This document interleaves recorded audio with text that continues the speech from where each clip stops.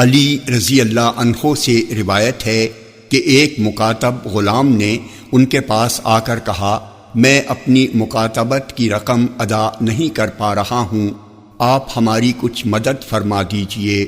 انہوں نے کہا، کیا میں تم کو کچھ ایسے کلمے نہ سکھا دوں جنہیں رسول اللہ صلی اللہ علیہ وسلم نے ہمیں سکھائے تھے؟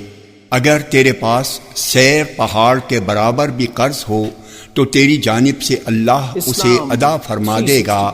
انہوں نے کہا، کہو، اللہم اکفنی بحلالک عن حرامک واغننی بفضلک عمن سواک۔